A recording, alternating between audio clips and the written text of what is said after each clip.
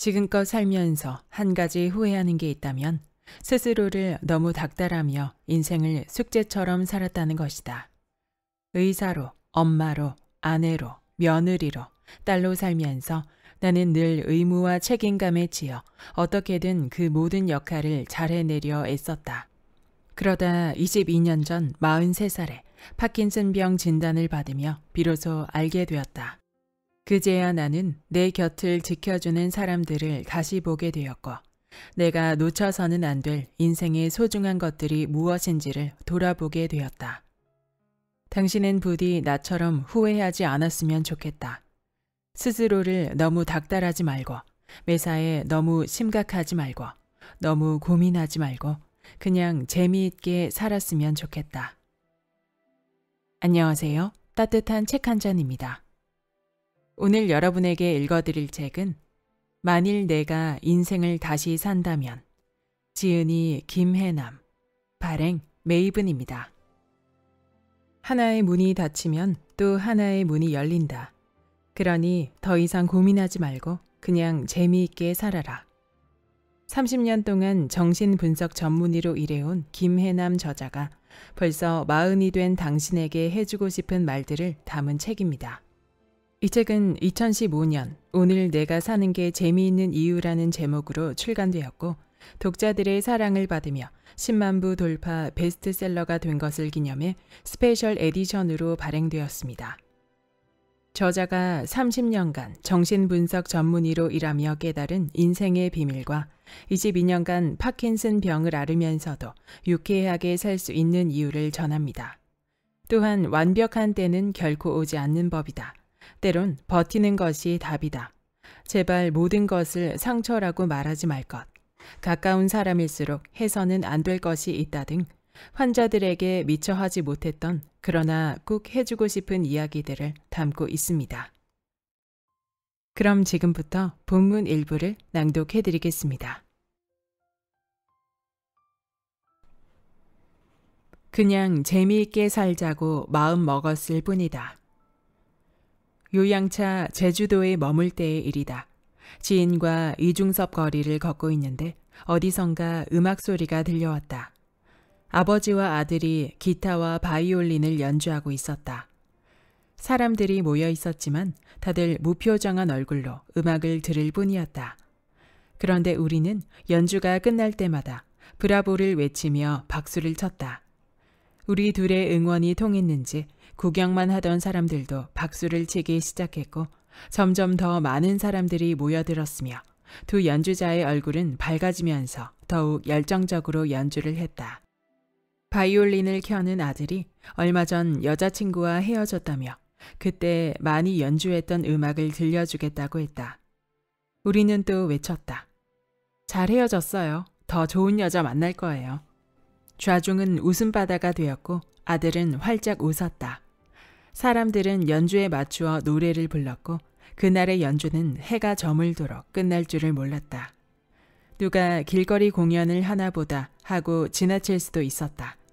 그냥 몇 곡 듣고 잘하네 혼자 생각할 수도 있었다. 그런데 호응해주고 감탄해주면 그 순간의 즐거움은 몇 배가 된다. 간단한 몇 마디로 몇 배의 행복을 느낄 수 있다니 세상에 이만큼 남는 장사가 어디에 있겠는가. 사실 이는 모두 그날그날의 재미를 잃지 않으려는 내 노력들이다. 우리의 일상은 쳇바퀴처럼 굴러간다. 특별한 일도 재미있는 사건도 별로 없다.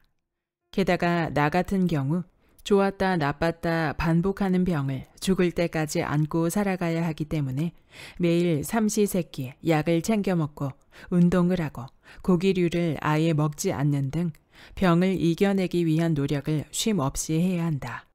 그래서 가끔은 정말 지칠 때가 있다. 특히나 고통이 가시기는커녕 심해지는 날엔 아무리 마음을 다잡으려 해도 우울해지기 십상이다.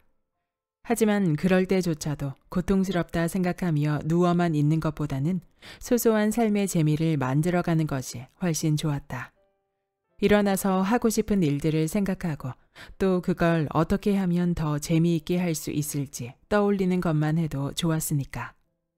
컨디션이 좋은 날은 예쁜 옷을 꺼내 입고는 외출을 하고, 컨디션이 안 좋아 누워있는 날에도 키우는 꽃과 나무에 새로 핀 잎사귀는 없는지 살펴본다. 내 재미 목록 중에는 사진도 들어있다. 원래 사진 찍기를 좋아해서 나는 여행 가면 늘 찍사를 맡았다. 그런데 우연히 찍은 물방울 사진을 크게 확대해 인화해 봤는데 물방울 안에 온 세상이 비춰져 담겨 있음을 발견했다. 이렇게 작은 물방울 안에 내가 미처 발견하지 못한 세상이 있구나.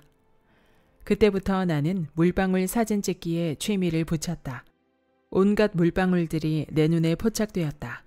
아스팔트 사이에 고인 빗물부터 꽃잎에 맺힌 이슬까지 찍어도 소재가 고갈되지 않으니 참 신이 났다. 그리고 사진을 찍으면서 또 한 번 깨달았다. 세상은 내가 보고 싶어 하는 만큼 보여준다는 걸. 그러니까 재미있게 살고자 마음 먹은 사람에게 이 세상은 재미투성이라는 걸. 나이를 먹을수록 대부분의 사람들이 사는 게 별로 재미가 없다고 말한다. 웬만한 일은 다 겪어봤기에 호기심이 안 생긴다는 것이다.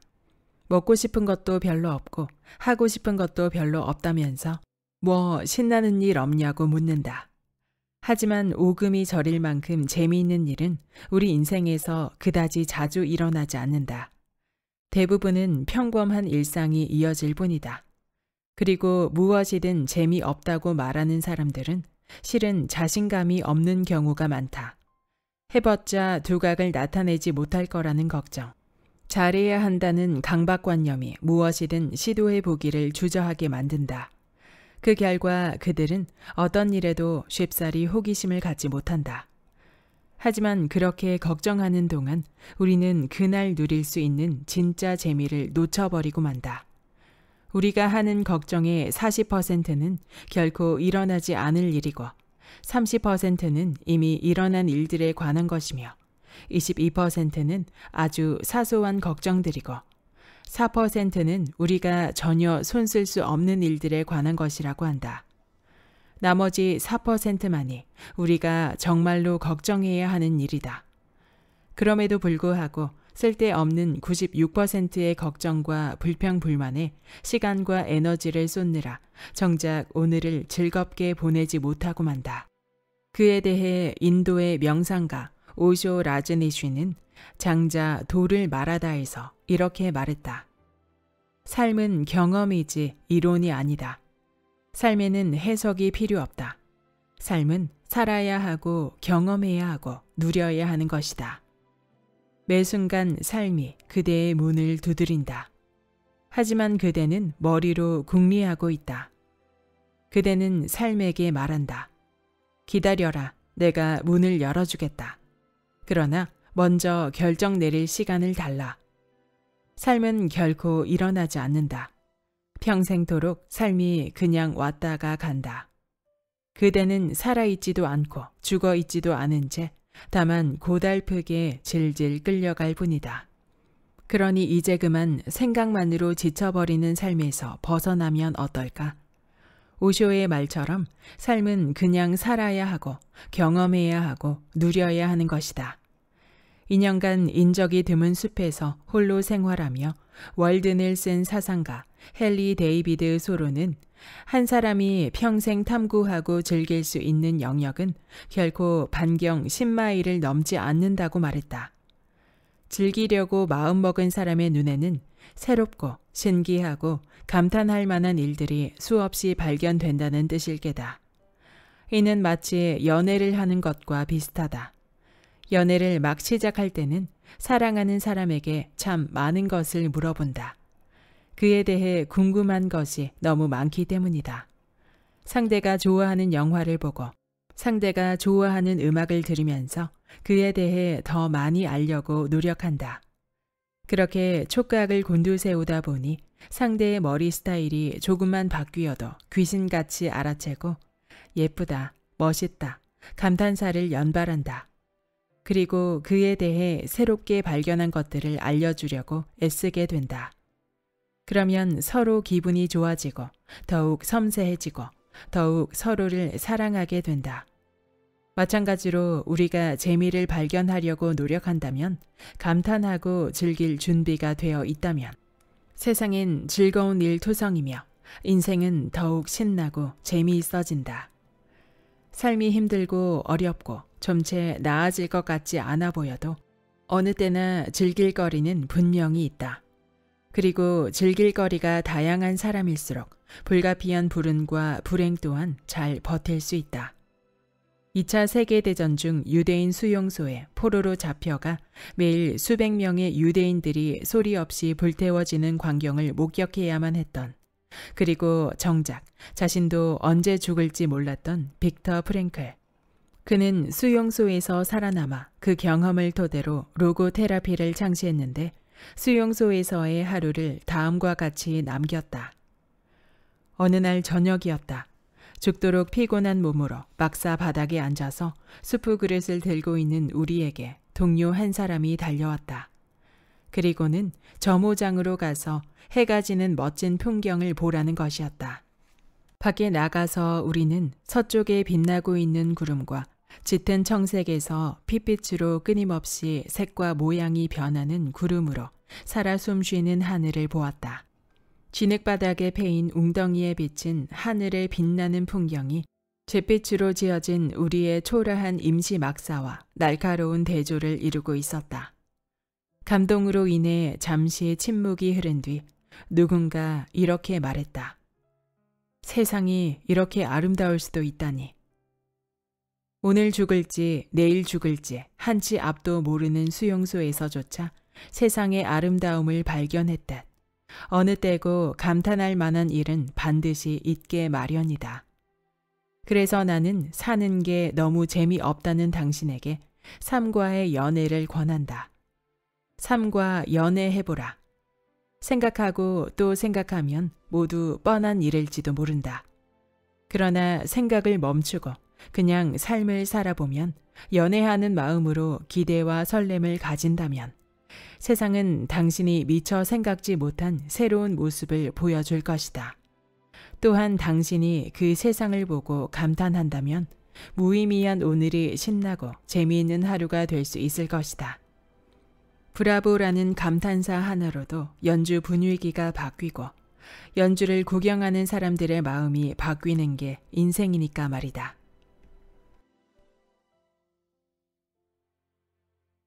아무리 착하게 살아도 불행이 찾아올 때가 있다. 파킨슨 병입니다. 2001년 2월 사랑의 전화 복지재단에서 강의가 있던 날 오전, 나는 파킨슨 병이라는 진단을 받았다. 순간 쇠망치로 뒤통수를 얻어맞은 것처럼 멍해졌고 눈앞의 세상이 얼어붙었다. 그렇지만 강의를 취소할 수는 없는 노릇이었다. 겨우 강의를 마치고 나와 택시를 타려는데 갑자기 눈물이 쏟아졌다. 파킨슨 병은 도파민이라는 신경 전달 물질을 생산하는 뇌조직의 손상으로 인해 손발이 떨리고 근육이 뻣뻣해지며 몸이 굳고 행동이 느려지고 말소리가 잘 나오지 않는 등의 증상이 나타나는 신경 퇴행성 질환이다. 보통 65세 이후 나타나는 노인성 질환으로 알려져 있으며 교황 요한 바오로 2세, 권투 선수 무하마드 알리, 배우 로빈 윌리엄스도 이 병을 앓은 것으로 알려져 있다. 그런데 43살의 파킨슨 병이라니 너무 잔인하지 않은가. 게다가 파킨슨 병은 우울증과 치매, 편집증 등의 증상을 동반하는데 나에게 그런 시련이 닥쳤다는 것이 믿어지지 않았다. 가장 끔찍한 사실은 파킨슨 병은 아직까지 딱히 치료법이 없어 희귀성 질환으로 분류되며 발병 후 15년에서 17년 정도 지나면 사망이나 심각한 장애가 나타난다는 것이었다. 그것은 곧 내 인생이 60세 전에 끝난다는 것을 의미했다. 물론 18살 때 바로 위 언니가 교통사고로 세상을 떠난 후 방황하며 내일이 오지 않았으면 좋겠다는 생각을 한 적이 있었다. 하지만 어차피 살 거라면 잘 살아야겠다고 결심하고 난 뒤 누구보다 열심히 살아왔다. 그런데 왜 하필 나에게 이런 병이 찾아온 걸까? 내가 뭘 그렇게 잘못한 걸까? 시부모님을 모시고 살며 어렵게 두 아이를 낳고 이제 막 내 뜻을 펼쳐보겠다고 병원을 개업한 지 1년도 채 안 되었는데 왜 나에게 이런 일이 생긴단 말인가. 얼마 전까지만 해도 아이들을 데리고 미국으로 유학을 가서 정신 분석 공부를 더 하려는 꿈에 부풀어 있었는데 그게 그렇게 큰 욕심이었던 것일까. 큰아이가 중학생이고 둘째는 초등학생인데 그 아이들은 또 어쩌란 말인가. 당시 나는 평상심으로 환자들을 진료할 수 있는 상태가 아니었다. 그래서 일단 병원 문을 닫고 집에 있는데 거의 한 달 동안을 침대에 누워만 있었다. 만약 내가 의사가 아니었다면 파킨슨 병이라는 진단을 받아도 병에 대해 잘 모르니까 덜 끔찍했을 수도 있을 것이다. 하지만 나는 의사였고 병에 대해 너무 잘 알고 있었기에 미래가 빤히 그려졌고 그것이 나를 더 우울하게 만들었다. 꼼짝도 안 하고 침대에 누워 한없이 천장만 쳐다보는데 별의별 생각이 다 들었다. 나는 내가 불치병 환자가 되어 의사로부터 몇 년 안 남았다는 소리를 듣는다면 남들과 다른 반응을 보일 줄 알았다. 그래도 의사니까 이성적으로 판단해 현실을 빨리 받아들일 거라고 생각했던 것이다. 울고불고 원망한다 해도 병이 사라지는 건 아니니까 말이다. 그러나 나는 남들과 별반 다르지 않았다. 내가 왜 그런 병에 걸려야 하는지 이해할 수 없었고 눈앞이 깜깜했고 현실을 받아들이기가 힘들었으며 세상이 너무나 원망스러웠다. 그러는 사이 우울은 더 깊어져 갔고 차라리 이대로 죽어버리는 게 낫겠다는 생각이 들었다. 그러던 어느 날 문득 정신이 번쩍 들었다. 아니, 내가 왜 이러고 있지? 나는 그대로인데 단지 달라진 게 있다면 내 미래가 불확실하고 현재가 조금 불편해진 것밖에 없는데 내가 왜 이러고 있는 거야? 내가 왜 오지도 않은 미래를 걱정하느라 현재를 망치고 있는 거지? 당시 나는 피곤하면 오른쪽 다리를 조금 끌고 글씨를 쓰는 게 힘들긴 했지만 환자들을 진료하고 일상생활을 하는 데 있어 중간중간 쉬어준다면 별 문제는 없는 상황이었다. 그런데 왜 오지도 않은 시간을 걱정하느라 침대에 누워 오늘을 망쳐야 하는가? 처음에는 루게릭 병이 아닌가 의심했는데 만약 그 병이었다면 5년밖에 못 살고 죽는 거였다. 그러니 루게릭 병이 아닌 것만 해도 얼마나 다행인가.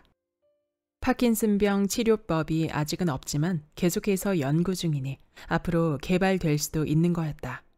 그리고 내 뇌에서 도파민 분비 세포가 80% 사라졌지만 그래도 아직 20%는 남아있다. 즉, 내 노력 여하에 따라 병의 진행 속도를 늦출 수 있는 것이었다.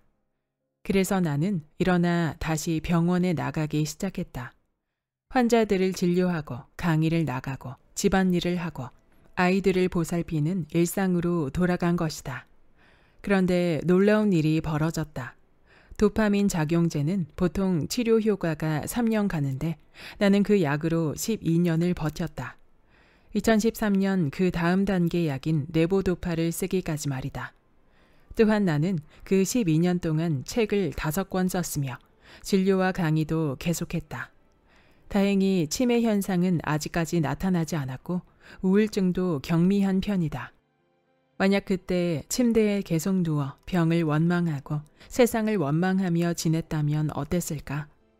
몸을 움직이지 못하고 치매에 걸리고 우울증의 늪에 빠져 허우적대는 나를 상상하며 그 시간을 보냈더라면 지금의 나는 없었을 테고 그저 의미 없는 하루하루가 반복되었을 것이다. 살다 보면 예기치 않은 불행이 닥쳐올 때가 있다. 그것을 피할 수 있는 방법은 없다. 하지만 그 후의 시간을 어떻게 보낼지는 내가 어떻게 마음 먹느냐에 달려있다.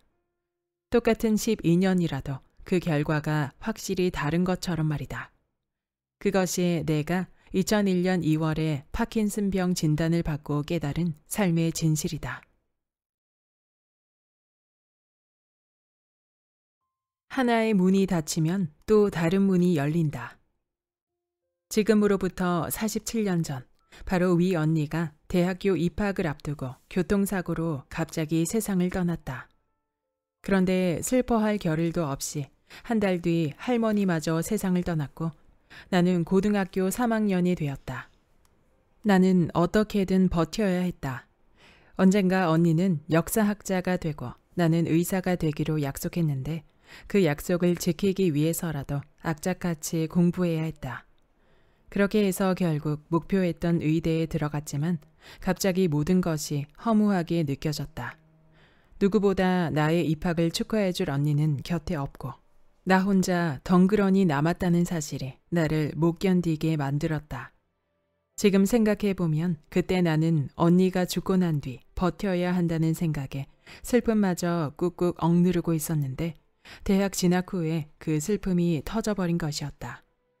뒤늦은 애도를 하며 시작된 방황은 멈출 줄을 몰랐다. 꿈 많던 언니를 순식간에 데려가 버리는 세상인데 내가 열심히 산들 무슨 소용이 있을까 싶었다. 모든 것이 부질없다는 생각에 방황을 거듭하고 있던 어느 날 사촌 오빠가 다가왔다. 해남아, 인생에 최선만 있는 건 아니야. 최선이 안 되면 차선이 있고 차선이 안 되면 차차선도 있는 법이거든. 그래서 끝까지 가봐야 하는 게 인생이야. 언니와 꿈꾸던 미래가 닫힌 순간 나는 모든 것이 끝났다고 생각했는데 다른 길이 있다는 것이었다. 심지어 무수히 많은 길이 있으니 여기서 인생이 끝났다고 단정짓지 말라는 것이었다. 당시 그 의미를 정확하게는 이해할 수 없었지만 그 말은 나에게 많은 위로가 되었다. 어쨌든 아직 끝은 아니니까 나는 또 다시 살아봐야 하는 것이었다. 어차피 살아야 할 인생이라면 잘 살고 싶었다. 그래서 의대에서 예과와 본과를 거치는 6년 동안 누구보다 치열하게 살았다. 인턴 과정도 우수한 성적으로 마쳤다. 그러다 보니 나는 당연히 대학병원에 남을 거라고 생각했다. 대학병원에서 전문의를 따고 대학 교수가 되는 미래를 당연하게 꿈꾼 것이었다. 그런데 나 대신 다른 사람이 레지던트로 뽑히면서 나는 대학병원을 나가야 하는 상황에 처하게 되었다. 그동안 뭐든 잘한다는 칭찬만 듣다 보니 내가 잘난 줄로만 알고 있었는데 결과적으로 별 볼 일 없는 사람이 된 것 같은 기분이 들었다. 그 실망감과 절망감은 어떻게 표현할 수가 없었다. 대학병원 대신 국립정신병원을 선택한 뒤 그곳을 둘러보고 나오는데 툭 하고 눈물이 떨어졌다. 그곳에서 내가 레지던트 과정을 밟아야 한다는 사실이 믿기지 않았다. 나는 대학병원에 있어야 할 사람인데 왜 여기에 있단 말인가. 생각할수록 비참하고 화가 나서 견딜 수가 없었다. 하지만 정말 인생은 살아보기 전에는 모르는 것이었다. 국립정신병원에서 레지던트로 3년을 보내면서 생각지 못한 다양한 경험을 했다. 정신치료법으로 약물치료뿐만 아니라 사이코 드라마, 예술치료, 정신분석을 골고루 접하게 된 것이다. 대학병원에 남았다면 결코 해보지 못했을 소중한 경험들이었다.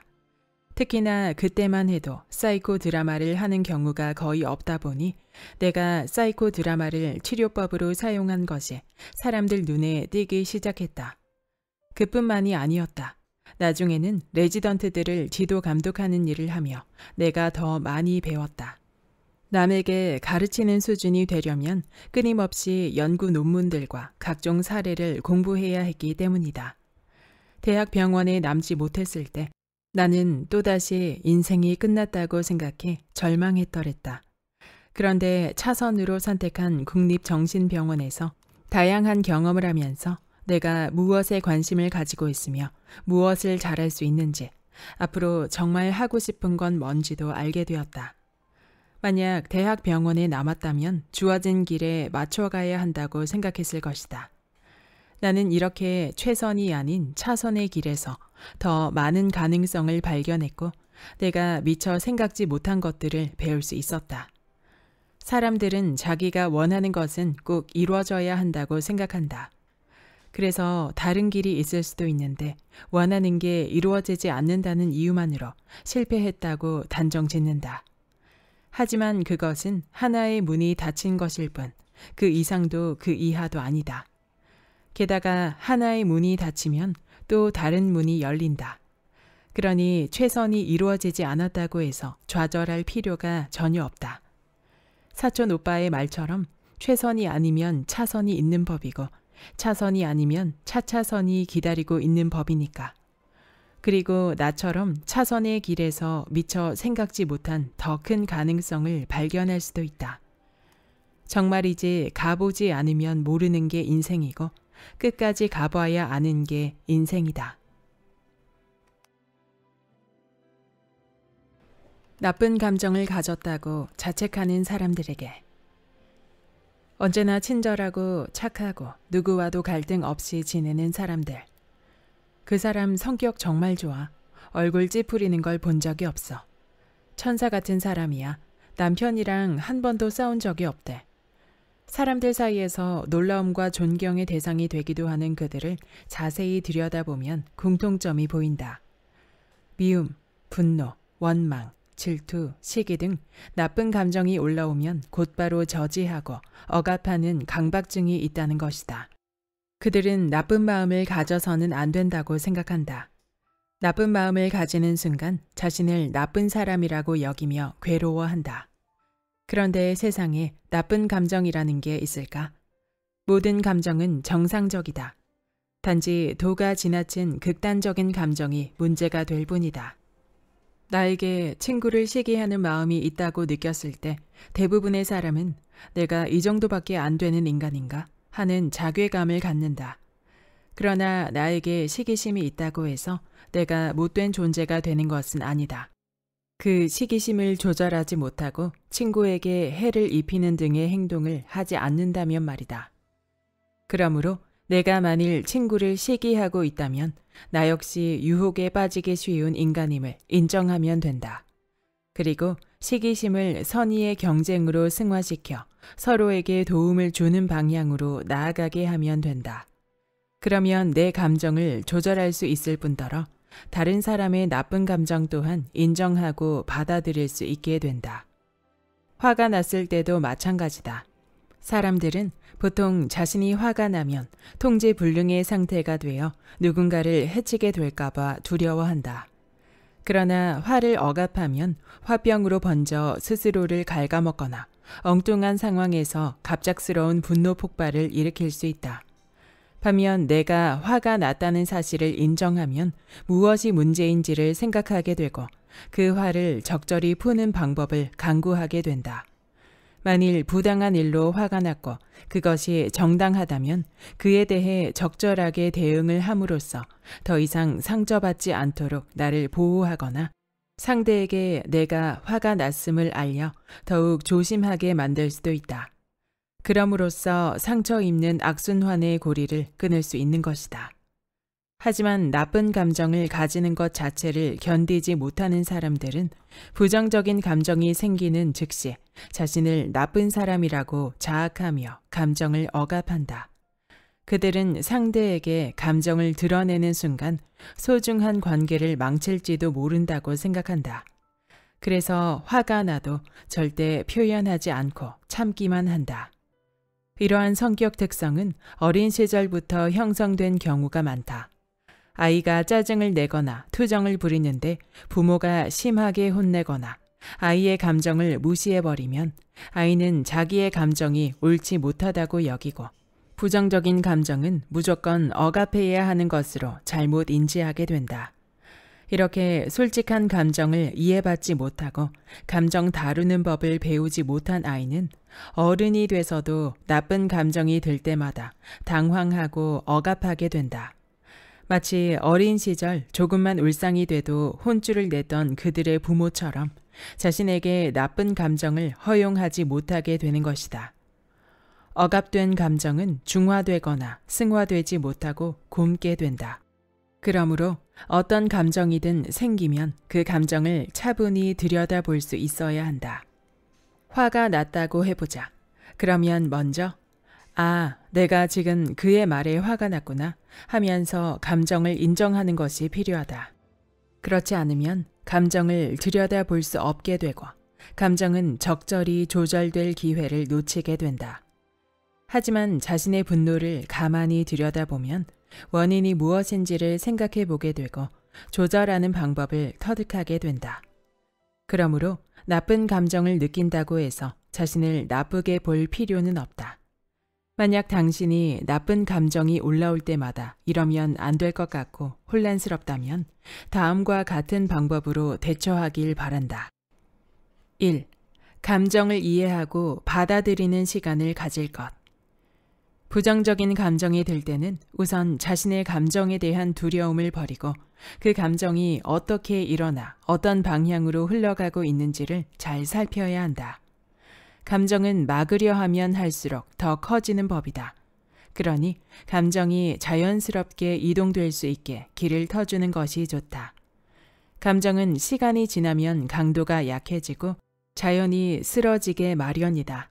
그렇다고 극단적인 감정을 있는 그대로 분출하라는 뜻은 아니다. 감정은 무서운 파괴력이 있어서 밖으로 쏟아져 나올 경우 감정이 해소되기는커녕 심장이 빠르게 뛰고 불안이 고조될 수 있다. 그러니 충분히 기다린 뒤 감정을 해결하는 것이 좋다. 감정에 굴복하지 않는 최선의 길은 자신의 감정을 정확히 아는 것이다. 어떠한 감정이든 숨 쉴 수 있게 하고 그것이 내 마음에서 어떻게 바뀌어 가는지 알면 내가 원하는 대로 감정 조절을 할 수 있게 된다. 2. 감정을 표현할 때는 나를 주어로 하는 문장을 쓸 것. 감정을 제대로 이해하고 난 뒤에는 이를 상대에게 솔직하게 전달하기 위한 기술이 필요하다. 우리가 감정을 표현하는 이유는 결국 사랑받고 싶고 인정받고 싶고 칭찬받고 싶고 보호하고 싶은 욕구를 충족하고 싶어서이다. 나의 욕구를 충족하면서도 상대의 감정을 수용하여 원만한 관계를 만들어 나가려면 감정을 표현할 때는 상대방을 원인으로 돌리지 말고 나는 땡땡이라고 느낀다 라는 문장을 사용하는 것이 좋다. 나는 네가 약속 시간을 안 지켜서 속상했어. 나는 네가 다른 의견을 무시할 때 화가 나. 등등 나를 주어로 해서 문장을 만들면 내 느낌을 순수하게 상대방에게 전달할 수 있다. 하지만 사람들은 종종 갈등 상황에서 너 때문에 속상해, 너 때문에 화가 나 등등 상대방을 탓하는 말을 내뱉는다.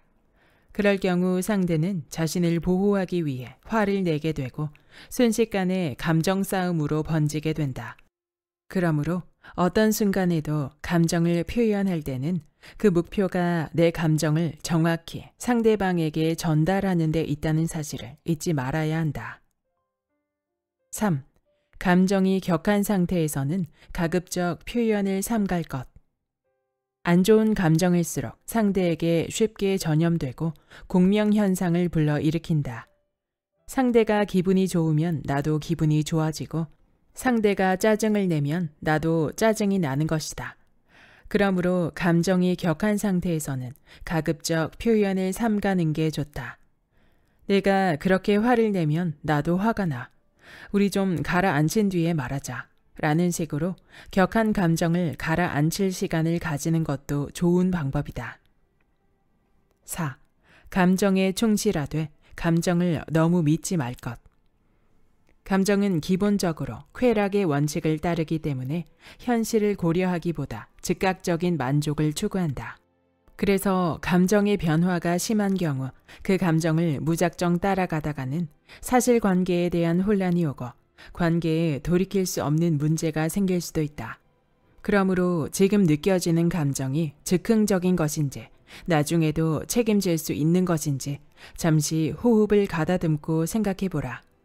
그래야만 서툴고 잘못된 감정 표현으로 인해 나와 상대방 모두 상처 입는 것을 막을 수 있다. 나이 듦을 두려워하지 않을 것이다. 말하기 부끄럽지만 10대 때는 나이 든 사람들을 보면 무슨 재미로 이 세상을 사나 생각했었다. 표정 없는 지친 얼굴 위에 깊게 패인 잔주름이 고된 세월과 그들의 시름을 말해주는 것 같았다. 그래서 저렇게 살 바엔 차라리 늙기 전에 죽고 싶다는 생각을 하기도 했다. 그런데 어느새 나도 그만큼 나이를 먹어버렸다. 내 몸과 마음 구석구석에는 세월의 흔적들이 새겨져 있었다. 그러나 다행히 10대 때 품었던 두려움은 괜한 것이었음을 알게 되었다. 나는 요즘 산다는 게 너무도 재미있고 흥미롭다. 그래서 만일 10대 때의 나처럼 생각하는 아이를 만난다면 자신 있게 얘기해주고 싶다. 나이 든다는 것은 그렇게 무섭고 슬픈 일은 아니란다. 그건 나름대로 참 좋은 일이야. 세월은 젊음을 앗아가지만 그만큼의 다른 선물을 주거든. 물론 탄력 있는 피부와 생기 넘치는 예쁜 얼굴, S라인의 탄탄한 몸매와 초콜릿 복근의 역삼각형 몸매 등 젊음을 숭배하는 현대사회에서 나이 든다는 것은 인류학자 마거릿 미드의 말처럼 젊은이들의 세상에 이미 논 이방인이 되어버리는 쓸쓸한 일일지도 모른다. 그럼에도 나는 지금의 내가 좋다. 20, 30대 시절의 예민함이나 방황, 열정이 가져다주는 고통을 또다시 경험하고 싶지는 않기 때문이다. 인생의 의미를 찾아 방황했던 10대, 닥치는 대로 공부하며 정신없이 보낸 20대, 가정을 꾸리고 두 아이를 키우며 치열하게 보낸 30대, 꿈을 펼쳐보려고 했더니 병이 찾아온 40대를 넘어 병마와 싸우며 60대 중반에 들어선 지금까지. 돌이켜보면 참 많은 일이 있었는데 그 일들을 거쳐 지금의 내가 있다. 그리고 그렇게 세월을 거치며 단단해진 나 자신이 좋고 세상에 대해 좀 더 깊은 이해를 하게 되고 웬만한 일들은 수용할 수 있는 여유로움을 갖게 된 지금이 좋다. 어떻게 살아야 행복한지, 삶에서 진정으로 중요한 게 무엇인지 볼 수 있는 눈 또한 세월이 내게 준 소중한 선물이다. 70세가 넘은 남자 환자가 한 명 있었다. 그는 오래전부터 잠을 못 자고 우울하고 사는데 별 재미를 못 느껴 병원을 다니기 시작했다. 그는 항상 얼굴에 수심이 가득했고 이것저것 걱정이 많았고 모든 일에 짜증이 난다고 했다. 자식들도 다 잘 커서 결혼했고 남들이 부러워할 만큼 돈도 벌었고 집안은 아무런 문제가 없는데도 그는 자기 삶에 만족하지 못했다. 그는 올 때마다 재산이 100억이 넘고 골프와 승마 그리고 해외여행으로 여가를 보낸다고 자랑하듯 말하면서도 재산을 관리하기 힘들다, 세입자들이 말을 안 듣는다 등의 불평불만을 늘어놓곤 했다. 그러던 어느 날 그는 전혀 다른 얼굴로 병원을 방문했다. 주름살은 보톡스로 다 펴고 약간 처진 눈은 쌍꺼풀 수술로 올리는 등 얼굴 전체를 고쳐 40대 같은 모습으로 나타난 것이다. 그러면서도 또 잠이 안 온다, 사는 게 재미없다는 말을 반복했다. 나는 그를 볼 때마다 무척 안타까웠다. 충분히 행복할 만한 여건인데 의미 있고 보람차게 살 기회도 많을 텐데 그는 자신에게서 떠나가는 것들을 놓지 못해 행복할 기회마저 놓치고 있었다. 게다가 어쨌든 수술을 해서 젊어 보임에도 불구하고 여전히 만족하지 못하고 불평불만만 늘어놓고 있었다. 노년 역시 우리 자신의 책임 아래 있다. 지금까지 열심히 살아왔다고 해서 세상의 심판으로부터 면죄부를 받을 수는 없다. 그런데 많은 노인들이 요즘 젊은이들은 노인 대접을 할 줄 몰라 하고 불평한다. 그러나 이제까지 살아온 것에 대해 대접받기만을 바란다면 그것은 스스로 해야 할 일을 포기하고 스스로의 삶에 대한 권리를 포기하는 것이나 마찬가지다. 만일 누군가가 자신의 무료함을 달래주길 바라고 불평불만을 늘어놓기에 바쁘며 이기적이고 쉽게 포기해버리고 주변 사람들과 자주 다투고 신체의 작은 아픔에도 지나치게 집착하여 염려한다면 우리는 때로 다음과 같이 말해야 한다. 우리에게 어떻게 당신의 사소한 모든 일에 또 작은 불평들에 대해서 일일이 신경 써달라고 하실 수 있습니까? 교육학자 버틀러는 아무리 노인이라도 도덕적인 잘못이나 행동까지 너그럽게 이해해서는 안 된다고 지적한다. 노인도 탐욕스러울 수 있고 다른 사람에게 상처를 줄 수 있으며 또 해서는 안 될 실수를 할 때도 있다. 그런데도 노인이기에 책임감과 죄책감으로부터 면죄부를 주는 것은 오히려 그의 인간성을 모욕하는 것이나 다름없다. 가만히 주위를 둘러보면 유명한 사람이 아니어도 눈에 띄는 업적을 이루지 못했어도 살아있다는 자체만으로도 주변에 온기를 주는 노인들이 얼마든지 있다. 병든 아들의 약을 타러 한 달에 한 번씩 지하철의 가파른 계단을 오르내리는 84살의 어느 할머니는 그래도 산다는 건 참 신나고 좋은 일이야 라고 말해서 나를 부끄럽게 만들었다. 교육자인 몬테소리는 말한다.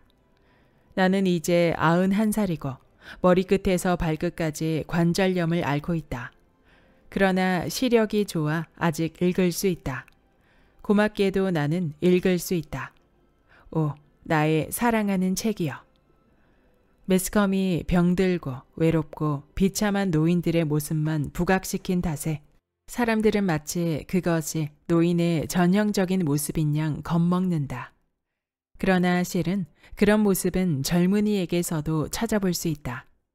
젊은 사람들도 직장을 잃을 수 있고 갑자기 병에 걸릴 수 있으며 급격한 체력 저하나 성하지 않은 치아 때문에 고민할 수 있다. 단지 노년에 그런 상황이 생길 확률이 높다는 것일 뿐 그것이 노인의 특성은 아니다. 이러한 사실은 우리에게 삶이 그렇게 되지 않도록 충분히 대처할 수 있음을 알려준다. 철학자 플라톤도 말했다. 늙음에 만족할 때 늙음을 지탱할 수 있지만 늙음에 만족하지 못한다면 늙음 자체가 참을 수 없는 고통이 된다. 이것은 젊음에도 해당된다 라고 말이다. 만일 우리가 삶을 지루해하거나 따분해하지 않는다면 우리가 돌봐야 할 사람이나 일이 있다면 우리가 피할 수 없는 상실을 견뎌낼 수 있을 정도로 개방적이고 융통성이 있다면 늙는다는 게 그리 두려운 일은 아니다. 노년을 향한 행진은 이미 유아 시절부터 시작되었으며 그동안 경험한 수많은 상실은 마지막 상실을 맞이할 수 있도록 우리를 단련시켜 왔다. 그럼에도 좀 더 유쾌하게 나이 들기 위해서는 자기를 초월할 수 있는 능력이 필요하다. 그것은 나 이외의 타인에게 관심을 갖고 이 세상을 향해 시선을 돌리는 것을 말한다. 이는 다른 사람들의 기쁨을 내 기쁨처럼 느낄 수 있는 능력이며 나의 흥미와 직접적인 관련이 없는 일들에도 관심을 가질 수 있는 능력이며 비록 내가 살 세상은 아니지만 다음 세대를 위해 미래에 투자할 수 있는 능력을 말한다. 이처럼 자기 초월 능력을 가지면 머지않아 죽을 것이라는 사실을 깨달을 때 밀려오는 허무함을 극복하고 내 인생에 의미를 부여할 수 있게 된다. 이는 내가 죽어도 다음 세대를 통해 생명은 이어지며 세상은 존속한다는 믿음을 근거로 한다. 이러한 믿음은 할아버지 할머니로서, 스승으로서, 조언자로서 내가 남긴 것들이 사라지지 않고 다음 세대에 전해질 것이라는 생각을 하게 만든다. 그래서 정신적, 물질적 유산을 남기려는 노력은 노인들에게 현재를 살아갈 수 있는 힘을 준다. 또 지난 과거에 대한 강박적인 집착을 멈추고 현재에 충실하게 만든다. 이 세상의 세세한 부분을 듣고 보고 느끼며 그것에 감탄하고 감사할 수 있는 능력을 키우게 되는 것이다. 어떻게 늙는 것이 잘 늙는 것인지에 대한 정답은 없다. 노년기는 활동적이고 혈기왕성한 시기가 될 수도 있고 한 발 뒤로 물러난 고요한 시기가 될 수도 있다. 또 우리가 이제껏 알고 행해온 것들을 다지거나 혹은 탐험을 시작하는 시기가 될 수도 있다. 안락 의자에 앉아 몸을 흔들며 노년기를 보내는 것이 어떤 노인에게는 좋은 시간이 될 수도 있다. 인생을 어떻게 살아야 한다는 특별한 기준은 없다. 각자 자신이 살아온 방식대로 혹은 자신에게 가장 만족스러운 방식대로 살아가는 것이 최선의 삶이다. 여기까지 만일 내가 인생을 다시 산다면의 본문 일부였습니다. 이 책의 저자 김혜남님은 국립정신병원에서 12년 동안 정신분석 전문의로 일했으며 이후 교수로서 신경정신과 의원 원장으로서 환자들을 돌보았습니다. 정신분석 전문의이자 두 아이의 엄마로 시부모님을 모시고 사는 며느리로 눈코 뜰 새 없이 바빴던 저자는 집이고 병원이고 자신이 없으면 큰일이 난다고 생각하며 모든 일을 도맡아 하는 삶을 살고 있었는데요. 그러던 2001년 43살에 몸이 점점 굳어가는 파킨슨병 진단을 받고 병마를 이겨내며 삶을 받아들이고 하루하루 전진하며 힘찬 삶을 살아가고 있습니다. 이 책은 오늘 내가 사는 게 재미있는 이유라는 제목으로 2015년 첫 출간되었던 책인데요. 저자가 좋아하는 시로 제목을 새롭게 해서 10만 부 기념 개정판이 출간되었습니다. 본문에서도 소개되었지만 파킨슨병은 퇴행성 불치병으로 발병 후 15년 정도가 지나면 사망하거나 심각한 장애를 안게 되는 병인데요. 주변의 모든 역할을 끌어안고 열심히 앞을 보며 달려가던 저자의 인생에 이런 병마가 닥쳤을 때 어떤 심정이었을지 짐작조차 되지 않았습니다. 그러나 잠시 절망했던 순간을 지나 저자는 다시 삶을 살아가기로 결심했습니다. 살다 보면 예기치 못한 불행이 닥쳐올 때가 있다. 그것을 피할 수 있는 방법은 없다. 하지만 그 후의 시간을 어떻게 보낼지는 내가 어떻게 마음 먹느냐에 달려있다. 라는 저자의 깨달음처럼 자신의 상황을 인정하고 남은 삶을 알차게 열어가려는 저자의 마음가짐이 결국 병의 진행 속도를 늦추며 값진 시간을 만들어낸 열쇠라는 것을 느낄 수 있었습니다. 책 속에는 저자가 병을 이겨내며 발견한 삶의 태도, 40살쯤의 후배들에게 말해주고 싶은 인생 조언, 그리고 정신분석 전문의로서 환자들에게 꼭 해주고 싶은 이야기 등 인생의 선배이자 전문의로서의 시선에 담긴 귀한 조언들이 가득했습니다. 개인적으로 저에게 가장 와닿았던 조언은 삶을 즐기라는 구절이었습니다. 무엇을 해야 한다라는 말을 줄이고 무엇을 하고 싶다는 말을 늘려가는 것이 그 시작이라고 이야기하는데요. 눈앞의 과제와 역할에 매몰되어 계속 달려나가기보다 스스로에게 휴식을 주고 좀 더 멀리 보면서 하루하루의 즐거움과 재미를 찾아가라는 조언은 김혜남 저자가 말해주었기에 조금 더 특별하고 깊숙이 다가왔습니다. 바쁘고 지쳐가는 일상 속에 한 줄기 빛과 같이 마음을 다독여 주었던 이 책, 여러분에게도 추천합니다. 구독과 좋아요와 댓글은 큰 힘이 됩니다. 다음 영상에서 만나요.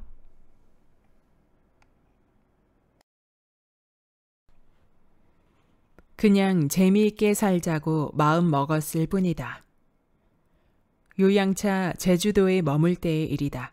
지인과 이중섭 거리를 걷고 있는데 어디선가 음악 소리가 들려왔다.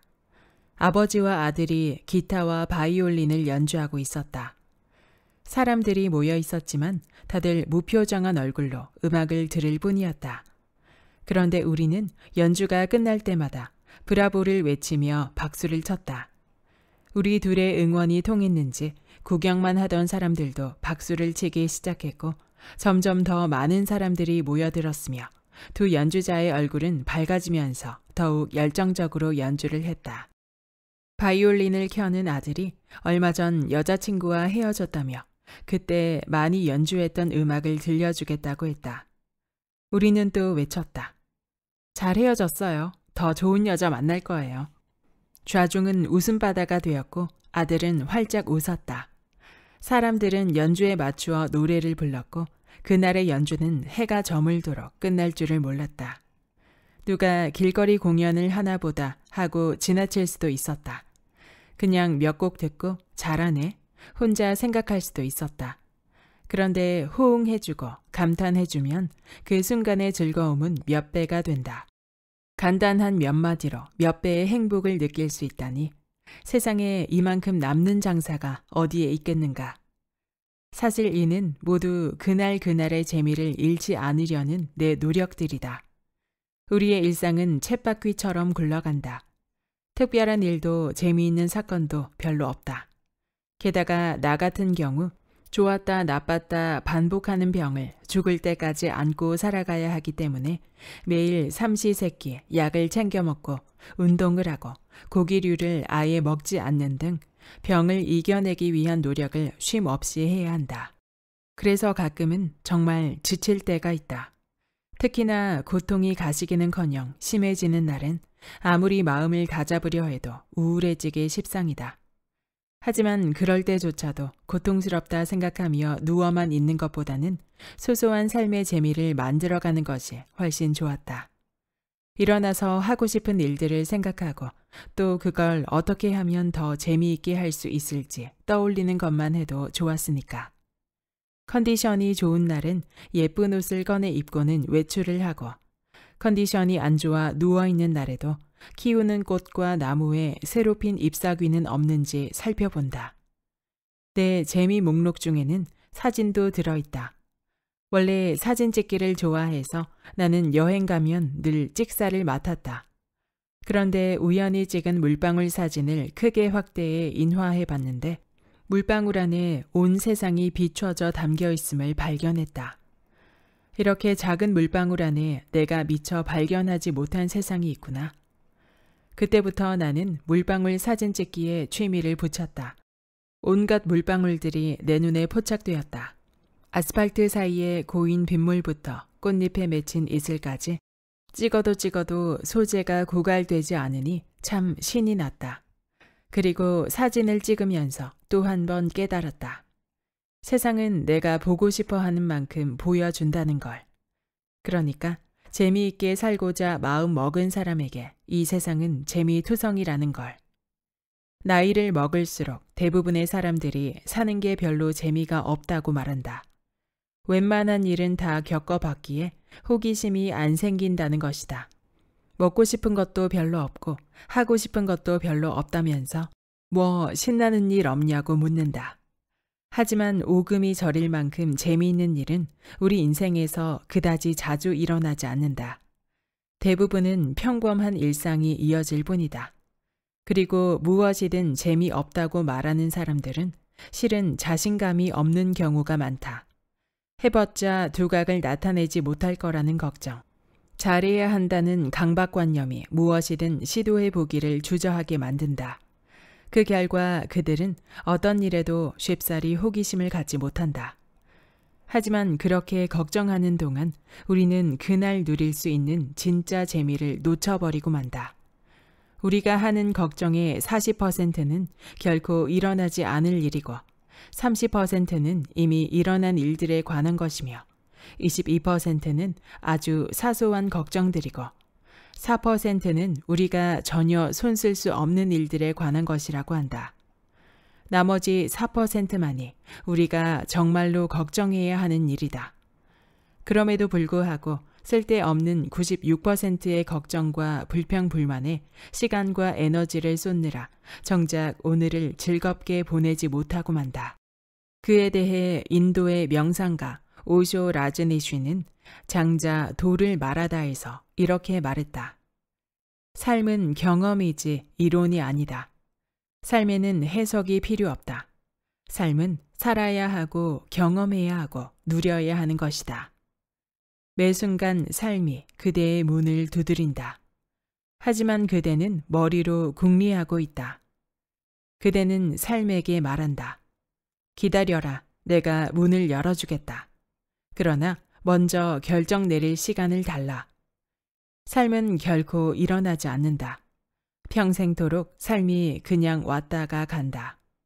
그대는 살아있지도 않고 죽어있지도 않은 채 다만 고달프게 질질 끌려갈 뿐이다. 그러니 이제 그만 생각만으로 지쳐버리는 삶에서 벗어나면 어떨까? 오쇼의 말처럼 삶은 그냥 살아야 하고 경험해야 하고 누려야 하는 것이다. 2년간 인적이 드문 숲에서 홀로 생활하며 월든을 쓴 사상가 헨리 데이비드 소로는 한 사람이 평생 탐구하고 즐길 수 있는 영역은 결코 반경 10마일을 넘지 않는다고 말했다.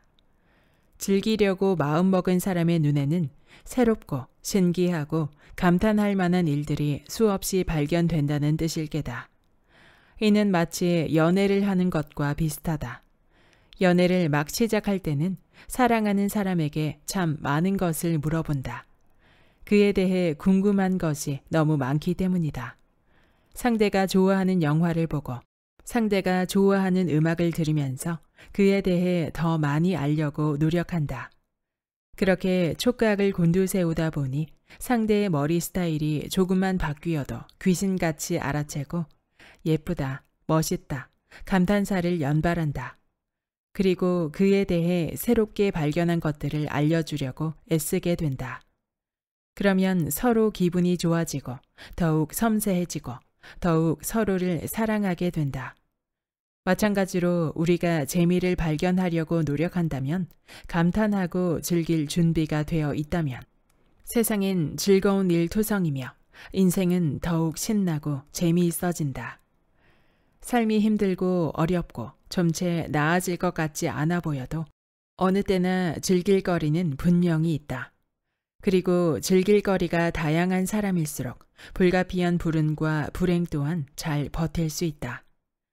2차 세계대전 중 유대인 수용소에 포로로 잡혀가 매일 수백 명의 유대인들이 소리 없이 불태워지는 광경을 목격해야만 했던, 그리고 정작 자신도 언제 죽을지 몰랐던 빅터 프랭클. 그는 수용소에서 살아남아 그 경험을 토대로 로고 테라피를 창시했는데 수용소에서의 하루를 다음과 같이 남겼다. 어느 날 저녁이었다. 죽도록 피곤한 몸으로 막사 바닥에 앉아서 수프 그릇을 들고 있는 우리에게 동료 한 사람이 달려왔다. 그리고는 점호장으로 가서 해가 지는 멋진 풍경을 보라는 것이었다. 밖에 나가서 우리는 서쪽에 빛나고 있는 구름과 짙은 청색에서 핏빛으로 끊임없이 색과 모양이 변하는 구름으로 살아 숨쉬는 하늘을 보았다. 진흙바닥에 패인 웅덩이에 비친 하늘의 빛나는 풍경이 잿빛으로 지어진 우리의 초라한 임시 막사와 날카로운 대조를 이루고 있었다. 감동으로 인해 잠시 침묵이 흐른 뒤 누군가 이렇게 말했다. 세상이 이렇게 아름다울 수도 있다니. 오늘 죽을지 내일 죽을지 한치 앞도 모르는 수용소에서조차 세상의 아름다움을 발견했듯 어느 때고 감탄할 만한 일은 반드시 있게 마련이다. 그래서 나는 사는 게 너무 재미없다는 당신에게 삶과의 연애를 권한다. 삶과 연애해보라. 생각하고 또 생각하면 모두 뻔한 일일지도 모른다. 그러나 생각을 멈추고 그냥 삶을 살아보면, 연애하는 마음으로 기대와 설렘을 가진다면 세상은 당신이 미처 생각지 못한 새로운 모습을 보여줄 것이다. 또한 당신이 그 세상을 보고 감탄한다면 무의미한 오늘이 신나고 재미있는 하루가 될 수 있을 것이다. 브라보라는 감탄사 하나로도 연주 분위기가 바뀌고 연주를 구경하는 사람들의 마음이 바뀌는 게 인생이니까 말이다.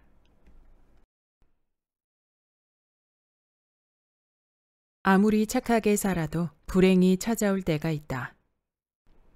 파킨슨 병입니다. 2001년 2월 사랑의 전화 복지재단에서 강의가 있던 날 오전, 나는 파킨슨 병이라는 진단을 받았다. 순간 쇠망치로 뒤통수를 얻어맞은 것처럼 멍해졌고 눈앞의 세상이 얼어붙었다. 그렇지만 강의를 취소할 수는 없는 노릇이었다. 겨우 강의를 마치고 나와 택시를 타려는데 갑자기 눈물이 쏟아졌다. 파킨슨 병은 도파민이라는 신경 전달 물질을 생산하는 뇌조직의 손상으로 인해 손발이 떨리고 근육이 뻣뻣해지며 몸이 굳고 행동이 느려지고 말소리가 잘 나오지 않는 등의 증상이 나타나는 신경 퇴행성 질환이다.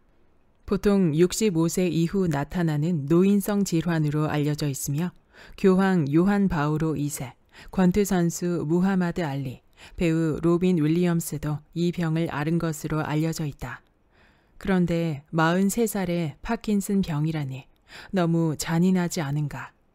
게다가 파킨슨 병은 우울증과 치매, 편집증 등의 증상을 동반하는데 나에게 그런 시련이 닥쳤다는 것이 믿어지지 않았다.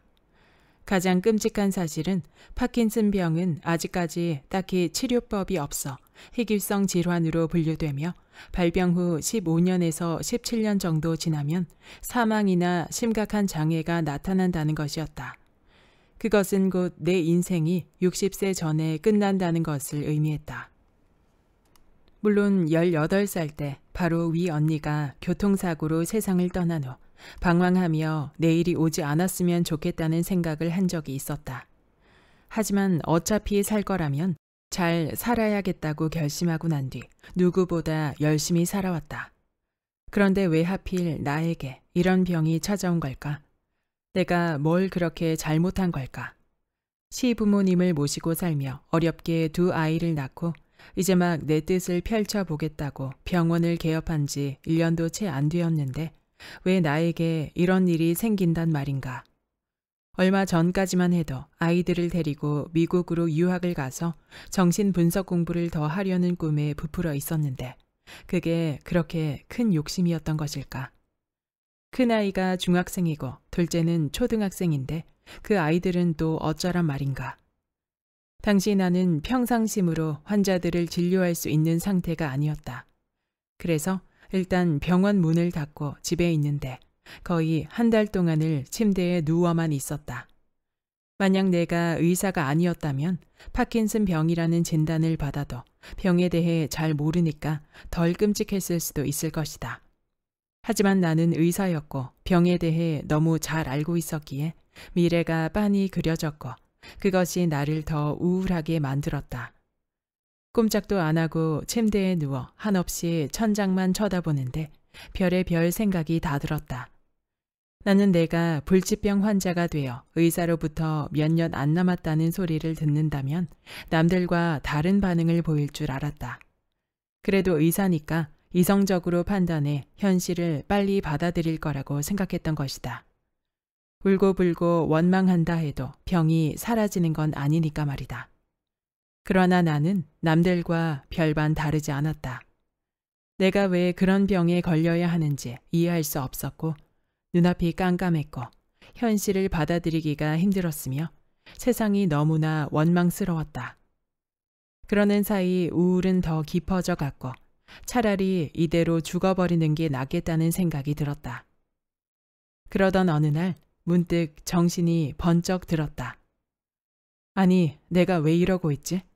나는 그대로인데 단지 달라진 게 있다면 내 미래가 불확실하고 현재가 조금 불편해진 것밖에 없는데 내가 왜 이러고 있는 거야? 내가 왜 오지도 않은 미래를 걱정하느라 현재를 망치고 있는 거지?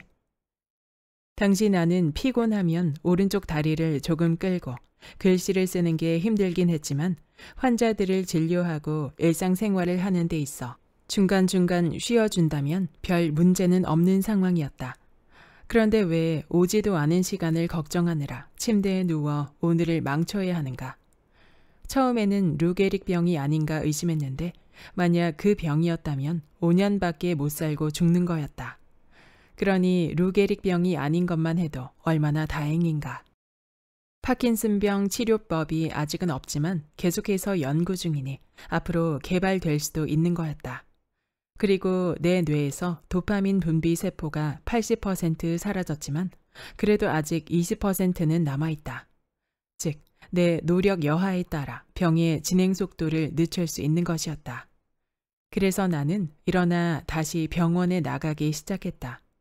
환자들을 진료하고 강의를 나가고 집안일을 하고 아이들을 보살피는 일상으로 돌아간 것이다. 그런데 놀라운 일이 벌어졌다. 도파민 작용제는 보통 치료 효과가 3년 가는데 나는 그 약으로 12년을 버텼다. 2013년 그 다음 단계 약인 레보도파를 쓰기까지 말이다. 또한 나는 그 12년 동안 책을 5권 썼으며 진료와 강의도 계속했다. 다행히 치매 현상은 아직까지 나타나지 않았고 우울증도 경미한 편이다. 만약 그때 침대에 계속 누워 병을 원망하고 세상을 원망하며 지냈다면 어땠을까? 몸을 움직이지 못하고 치매에 걸리고 우울증의 늪에 빠져 허우적대는 나를 상상하며 그 시간을 보냈더라면 지금의 나는 없었을 테고 그저 의미 없는 하루하루가 반복되었을 것이다. 살다 보면 예기치 않은 불행이 닥쳐올 때가 있다. 그것을 피할 수 있는 방법은 없다. 하지만 그 후의 시간을 어떻게 보낼지는 내가 어떻게 마음 먹느냐에 달려있다. 똑같은 12년이라도 그 결과가 확실히 다른 것처럼 말이다. 그것이 내가 2001년 2월에 파킨슨병 진단을 받고 깨달은 삶의 진실이다. 하나의 문이 닫히면 또 다른 문이 열린다. 지금으로부터 47년 전, 바로 위 언니가 대학교 입학을 앞두고 교통사고로 갑자기 세상을 떠났다. 그런데 슬퍼할 겨를도 없이 한 달 뒤 할머니마저 세상을 떠났고 나는 고등학교 3학년이 되었다. 나는 어떻게든 버텨야 했다. 언젠가 언니는 역사학자가 되고 나는 의사가 되기로 약속했는데 그 약속을 지키기 위해서라도 악착같이 공부해야 했다. 그렇게 해서 결국 목표했던 의대에 들어갔지만 갑자기 모든 것이 허무하게 느껴졌다. 누구보다 나의 입학을 축하해줄 언니는 곁에 없고 나 혼자 덩그러니 남았다는 사실이 나를 못 견디게 만들었다. 지금 생각해보면 그때 나는 언니가 죽고 난 뒤 버텨야 한다는 생각에 슬픔마저 꾹꾹 억누르고 있었는데 대학 진학 후에 그 슬픔이 터져버린 것이었다. 뒤늦은 애도를 하며 시작된 방황은 멈출 줄을 몰랐다. 꿈 많던 언니를 순식간에 데려가 버리는 세상인데 내가 열심히 산들 무슨 소용이 있을까 싶었다. 모든 것이 부질없다는 생각에 방황을 거듭하고 있던 어느 날 사촌 오빠가 다가왔다. 해남아, 인생에 최선만 있는 건 아니야. 최선이 안 되면 차선이 있고 차선이 안 되면 차차선도 있는 법이거든. 그래서 끝까지 가봐야 하는 게 인생이야. 언니와 꿈꾸던 미래가 닫힌 순간 나는 모든 것이 끝났다고 생각했는데 다른 길이 있다는 것이었다. 심지어 무수히 많은 길이 있으니 여기서 인생이 끝났다고 단정짓지 말라는 것이었다. 당시 그 의미를 정확하게는 이해할 수 없었지만 그 말은 나에게 많은 위로가 되었다. 어쨌든 아직 끝은 아니니까 나는 또 다시 살아봐야 하는 것이었다. 어차피 살아야 할 인생이라면 잘 살고 싶었다. 그래서 의대에서 예과와 본과를 거치는 6년 동안 누구보다 치열하게 살았다. 인턴 과정도 우수한 성적으로 마쳤다. 그러다 보니 나는 당연히 대학병원에 남을 거라고 생각했다. 대학병원에서 전문의를 따고 대학 교수가 되는 미래를 당연하게 꿈꾼 것이었다. 그런데 나 대신 다른 사람이 레지던트로 뽑히면서 나는 대학병원을 나가야 하는 상황에 처하게 되었다. 그동안 뭐든 잘한다는 칭찬만 듣다 보니 내가 잘난 줄로만 알고 있었는데 결과적으로 별 볼 일 없는 사람이 된 것 같은 기분이 들었다. 그 실망감과 절망감은 어떻게 표현할 수가 없었다. 대학병원 대신 국립정신병원을 선택한 뒤 그곳을 둘러보고 나오는데 툭 하고 눈물이 떨어졌다. 그곳에서 내가 레지던트 과정을 밟아야 한다는 사실이 믿기지 않았다. 나는 대학병원에 있어야 할 사람인데 왜 여기에 있단 말인가. 생각할수록 비참하고 화가 나서 견딜 수가 없었다. 하지만 정말 인생은 살아보기 전에는 모르는 것이었다. 국립정신병원에서 레지던트로 3년을 보내면서 생각지 못한 다양한 경험을 했다. 정신치료법으로 약물치료뿐만 아니라 사이코 드라마, 예술치료, 정신분석을 골고루 접하게 된 것이다. 대학병원에 남았다면 결코 해보지 못했을 소중한 경험들이었다. 특히나 그때만 해도 사이코 드라마를 하는 경우가 거의 없다 보니 내가 사이코 드라마를 치료법으로 사용한 것이 사람들 눈에 띄기 시작했다. 그뿐만이 아니었다. 나중에는 레지던트들을 지도 감독하는 일을 하며 내가 더 많이 배웠다. 남에게 가르치는 수준이 되려면 끊임없이 연구 논문들과 각종 사례를 공부해야 했기 때문이다. 대학 병원에 남지 못했을 때 나는 또다시 인생이 끝났다고 생각해 절망했더랬다. 그런데 차선으로 선택한 국립정신병원에서 다양한 경험을 하면서 내가 무엇에 관심을 가지고 있으며 무엇을 잘할 수 있는지, 앞으로 정말 하고 싶은 건 뭔지도 알게 되었다. 만약 대학 병원에 남았다면 주어진 길에 맞춰가야 한다고 생각했을 것이다. 나는 이렇게 최선이 아닌 차선의 길에서 더 많은 가능성을 발견했고 내가 미처 생각지 못한 것들을 배울 수 있었다. 사람들은 자기가 원하는 것은 꼭 이루어져야 한다고 생각한다. 그래서 다른 길이 있을 수도 있는데 원하는 게 이루어지지 않는다는 이유만으로 실패했다고 단정 짓는다. 하지만 그것은 하나의 문이 닫힌 것일 뿐, 그 이상도 그 이하도 아니다. 게다가 하나의 문이 닫히면 또 다른 문이 열린다. 그러니 최선이 이루어지지 않았다고 해서 좌절할 필요가 전혀 없다. 사촌 오빠의 말처럼 최선이 아니면 차선이 있는 법이고 차선이 아니면 차차선이 기다리고 있는 법이니까. 그리고 나처럼 차선의 길에서 미처 생각지 못한 더 큰 가능성을 발견할 수도 있다. 정말이지 가보지 않으면 모르는 게 인생이고 끝까지 가봐야 아는 게 인생이다. 나쁜 감정을 가졌다고 자책하는 사람들에게.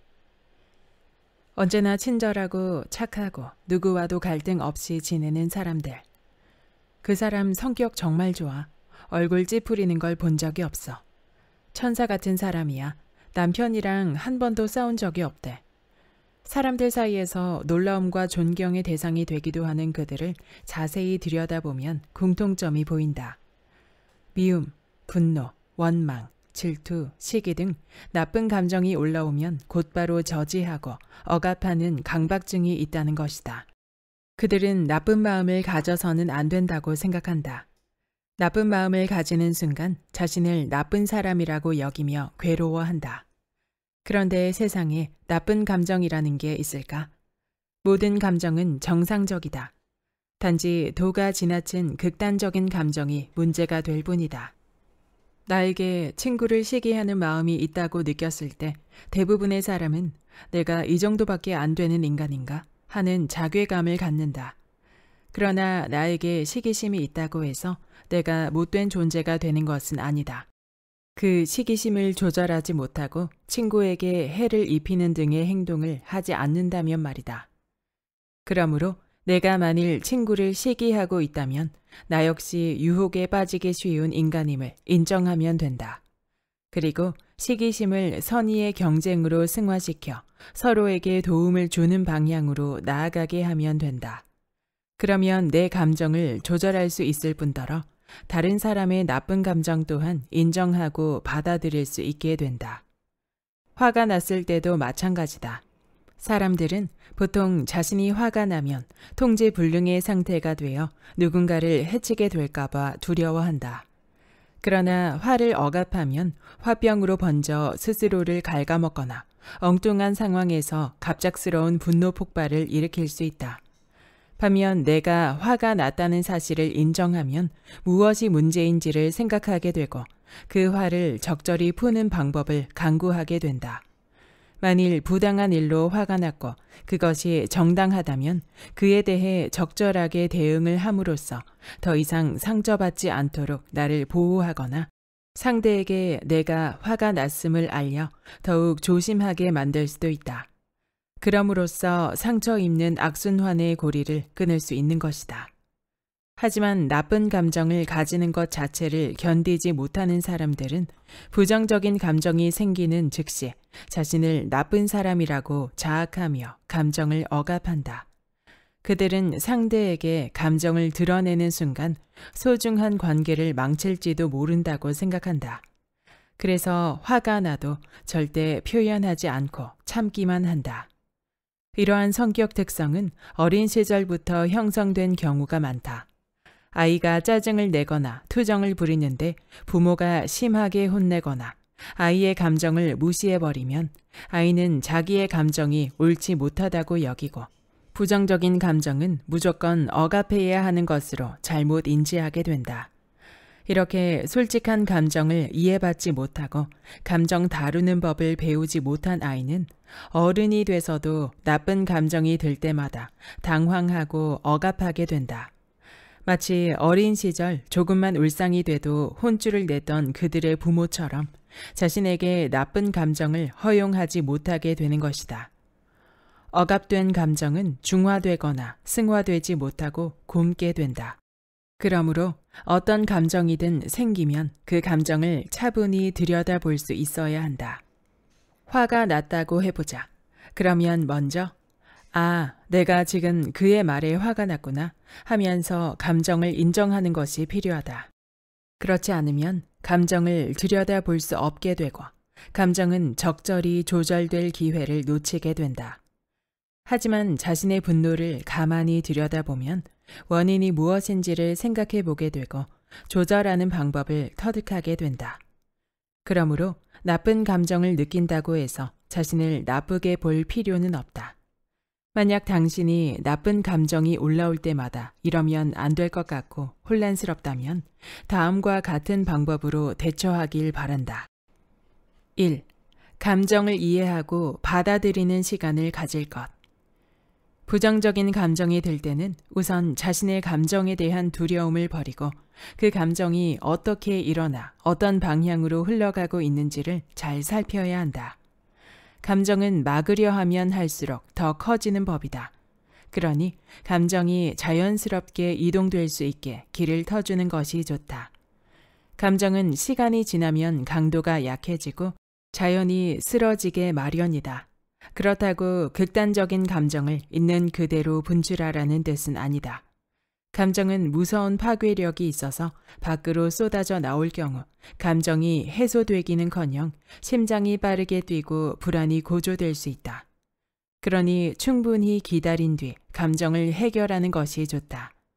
감정에 굴복하지 않는 최선의 길은 자신의 감정을 정확히 아는 것이다. 어떠한 감정이든 숨 쉴 수 있게 하고 그것이 내 마음에서 어떻게 바뀌어 가는지 알면 내가 원하는 대로 감정 조절을 할 수 있게 된다. 2. 감정을 표현할 때는 나를 주어로 하는 문장을 쓸 것. 감정을 제대로 이해하고 난 뒤에는 이를 상대에게 솔직하게 전달하기 위한 기술이 필요하다. 우리가 감정을 표현하는 이유는 결국 사랑받고 싶고 인정받고 싶고 칭찬받고 싶고 보호하고 싶은 욕구를 충족하고 싶어서이다. 나의 욕구를 충족하면서도 상대의 감정을 수용하여 원만한 관계를 만들어 나가려면 감정을 표현할 때는 상대방을 원인으로 돌리지 말고 나는 땡땡이라고 느낀다 라는 문장을 사용하는 것이 좋다. 나는 네가 약속 시간을 안 지켜서 속상했어. 나는 네가 다른 의견을 무시할 때 화가 나. 등등 나를 주어로 해서 문장을 만들면 내 느낌을 순수하게 상대방에게 전달할 수 있다. 하지만 사람들은 종종 갈등 상황에서 너 때문에 속상해, 너 때문에 화가 나 등등 상대방을 탓하는 말을 내뱉는다. 그럴 경우 상대는 자신을 보호하기 위해 화를 내게 되고 순식간에 감정 싸움으로 번지게 된다. 그러므로 어떤 순간에도 감정을 표현할 때는 그 목표가 내 감정을 정확히 상대방에게 전달하는 데 있다는 사실을 잊지 말아야 한다. 3. 감정이 격한 상태에서는 가급적 표현을 삼갈 것. 안 좋은 감정일수록 상대에게 쉽게 전염되고 공명현상을 불러일으킨다. 상대가 기분이 좋으면 나도 기분이 좋아지고 상대가 짜증을 내면 나도 짜증이 나는 것이다. 그러므로 감정이 격한 상태에서는 가급적 표현을 삼가는 게 좋다. 내가 그렇게 화를 내면 나도 화가 나. 우리 좀 가라앉힌 뒤에 말하자. 라는 식으로 격한 감정을 가라앉힐 시간을 가지는 것도 좋은 방법이다. 4. 감정에 충실하되 감정을 너무 믿지 말 것. 감정은 기본적으로 쾌락의 원칙을 따르기 때문에 현실을 고려하기보다 즉각적인 만족을 추구한다. 그래서 감정의 변화가 심한 경우 그 감정을 무작정 따라가다가는 사실관계에 대한 혼란이 오고 관계에 돌이킬 수 없는 문제가 생길 수도 있다. 그러므로 지금 느껴지는 감정이 즉흥적인 것인지 나중에도 책임질 수 있는 것인지 잠시 호흡을 가다듬고 생각해보라. 그래야만 서툴고 잘못된 감정 표현으로 인해 나와 상대방 모두 상처 입는 것을 막을 수 있다. 나이 듦을 두려워하지 않을 것이다. 말하기 부끄럽지만 10대 때는 나이 든 사람들을 보면 무슨 재미로 이 세상을 사나 생각했었다. 표정 없는 지친 얼굴 위에 깊게 패인 잔주름이 고된 세월과 그들의 시름을 말해주는 것 같았다. 그래서 저렇게 살 바엔 차라리 늙기 전에 죽고 싶다는 생각을 하기도 했다. 그런데 어느새 나도 그만큼 나이를 먹어버렸다. 내 몸과 마음 구석구석에는 세월의 흔적들이 새겨져 있었다. 그러나 다행히 10대 때 품었던 두려움은 괜한 것이었음을 알게 되었다.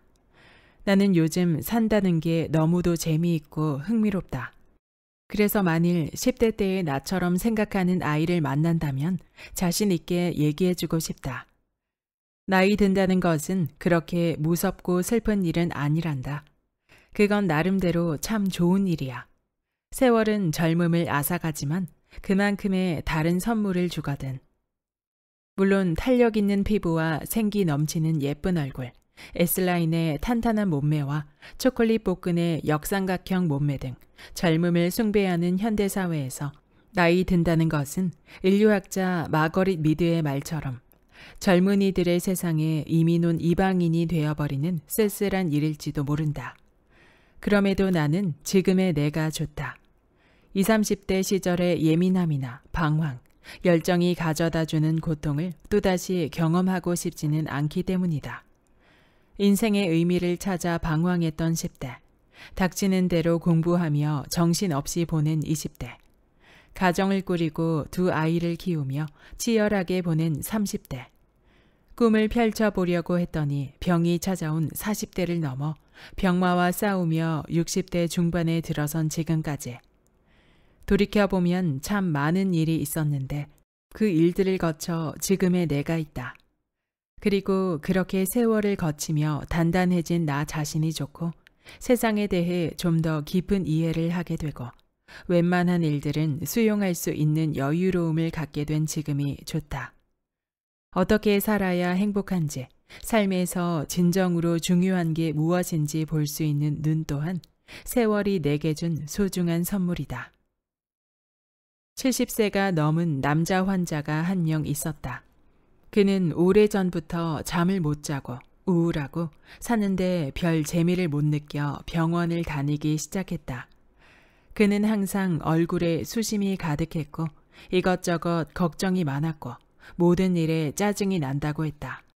자식들도 다 잘 커서 결혼했고 남들이 부러워할 만큼 돈도 벌었고 집안은 아무런 문제가 없는데도 그는 자기 삶에 만족하지 못했다.